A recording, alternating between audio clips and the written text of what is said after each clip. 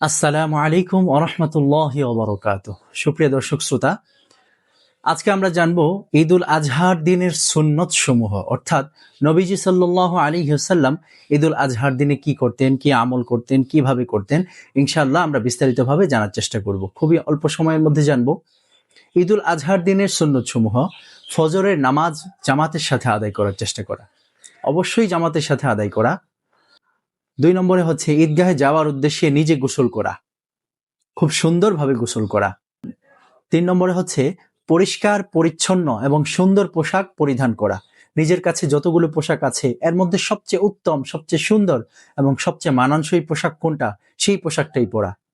এবং সুগন্ধি ব্যবহার করা, ঈদগাহে যাওয়ার পূর্বে সুগন্ধি ব্যবহার করার চেষ্টা করা। 4 নম্বরে হচ্ছে ঈদগাহে যাওয়ার আগে কোনো কিছু না খাওয়া। ঈদগাহে ঈদুল আজহার সুন্নত হচ্ছে ঈদগাহে যাওয়ার পূর্বে কোনো কিছু না খাওয়া।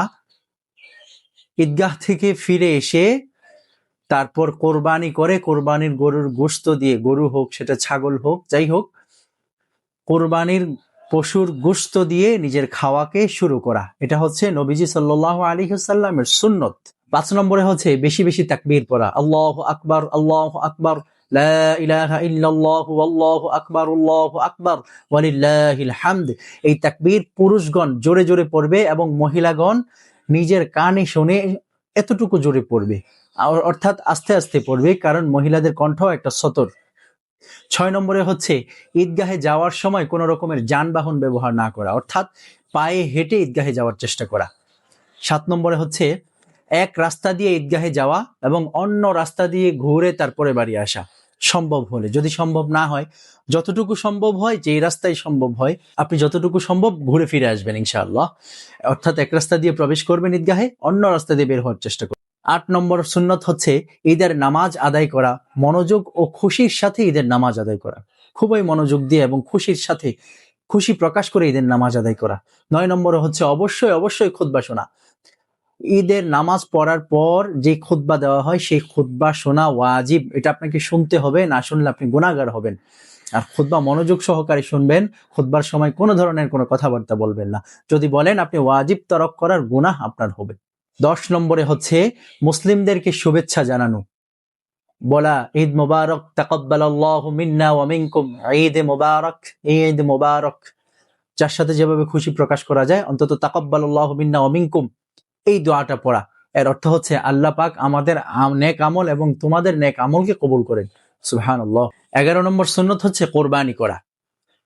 ঈদের নামাজ পড়ে এসে কোরবানি করতে হবে, ঈদের নামাজ পড়ার আগে কোরবানি করা জায়েজ নেই। নবীজি সাল্লাল্লাহু আলাইহি ওয়াসাল্লাম বলেছেন, ঈদের সালাত আদায় করার পূর্বে যে ব্যক্তি কোরবানি করলো সে নিজের জন্য এবং গোশত খাওয়ার জন্য কোরবানি করলো। এজন্য ঈদের নামাজ পড়ার আগে কোনো রকমের কোরবানি করা জায়েজ নেই, কোরবানি করা যাবে না। আরেকটা গুরুত্বপূর্ণ কথা হচ্ছে, আমরা যারা চুল, নখ, তারপরে মোচ ইত্যাদি কাটি নাই, 10 দিন পর্যন্ত রেখেছি কোরবানির সওয়াব হাসিল করার উদ্দেশ্যে, তারা ঈদগাহ থেকে আসার পর অন্তত নখগুলো আর মোচগুলো কেটে ফেলা, বাকি জিনিসগুলো পরে কাটলেও চলবে। 12 নম্বর হচ্ছে আত্মীয় স্বজন ও গরিবদের সাথে ভালো আচরণ করা, খুব সুন্দর আচরণ করা, তাদেরকে কিছু হাদিয়া তোহফা দেওয়া, তাদেরকে দেওয়ার সময় করোনার দৃষ্টিতে না তাকানো, খুব খুশি হয়ে আনন্দের সাথে তাদের হাতে পয়সা তুলে দেওয়া, অথবা গিফট, উপহার সামগ্রী যেটা দেবেন খুব ইজ্জতের সাথে দেওয়ার চেষ্টা করবেন। তবে আল্লাহ রাব্বুল আলামিন আপনাকেও ইজ্জতপূর্ণ একটা জাযা খায়ের দান করবেন ইনশাআল্লাহ। 13 নম্বরের সুন্নত হচ্ছে অতিরিক্ত কোনো ধরনের নফল নামাজ ঈদগাহে গিয়ে না পড়া, সেটা ঈদের নামাজের আগে হোক অথবা পরে হোক। তখন খুশি প্রকাশ করার সময়, মানুষের সাথে মোলাকাত করার সময়, এই সময় আপনাকে নামাজ পড়ার জন্য আল্লাহ পাক রব্বুল আলামিন হুকুম দেন নাই, ঠিক আছে? এই সময় এটা না পড়াই উত্তম, না পড়াই হচ্ছে সুন্নত।